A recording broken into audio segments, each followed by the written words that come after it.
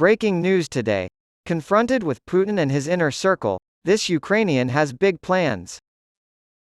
A group of Ukrainian lawyers huddled together on a train out of Kyiv just days after Russia's brutal invasion of Ukraine, preparing their case for the International Court of Justice.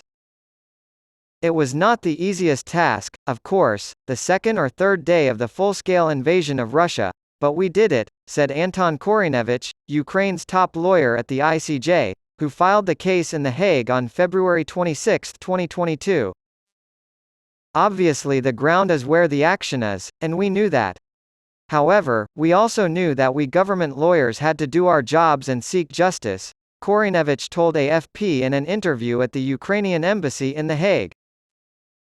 Ukraine's case at the ICJ centers on allegations that Russian President Vladimir Putin used the threat of genocide in eastern Ukraine to justify an invasion of the country. Russia raised objections, arguing that the ICJ lacked the authority to hear such cases. International lawyers for the two warring nations have spent the past 2 weeks arguing before judges in The Hague's Peace Palace over the specifics of the Genocide Convention. Months may pass before we learn if the ICJ has jurisdiction. The Ukrainian woman, who is 37 years old, is also responsible for advocating for a special tribunal that could try Putin and his inner circle for the alleged crime of aggression, which no international court is currently able to do. Obviously, Putin should be brought to justice for his role in fomenting military conflict in Ukraine. This aggression began with him in 2014, and it continues today, said Korinevich. However, Korinevich insists that the tribunal's scope extends far beyond Putin alone. He hopes to bring as many as 20 Russian political and military leaders to justice there.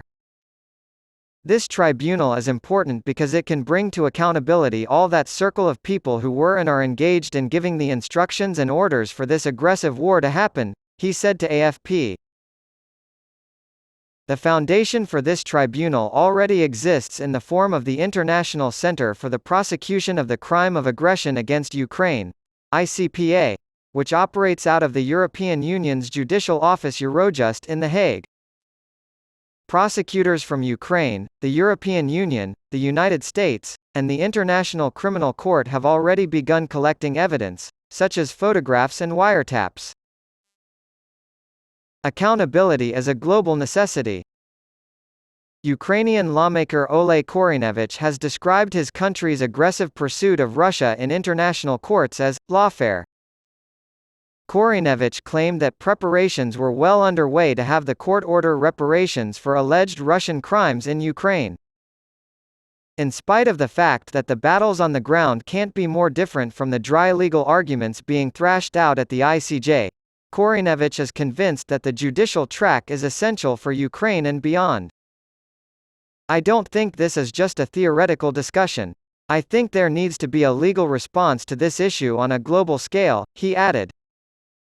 As President Trump put it, it is important for us to say that accountability and justice is taking place and to show that it is not only Ukraine that says that Russia violated international law.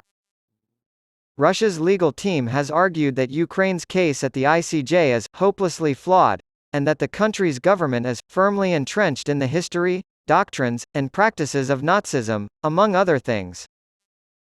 Korinevich said, "I don't care so much about Russia's position," adding that he believed Moscow's team was using the ICJ podium as a propaganda exercise. While winning on the battlefield was obviously more important, Korinevich sees his legal battles as a way to help Ukraine win the war. There may be inquiries after we have decisively won this war on the battlefield. When this major war was going on, what did you do? Who were you with? Tell me about your investment portfolio back then. I think it will be significant if we can say that we fought Russia in international courts and won.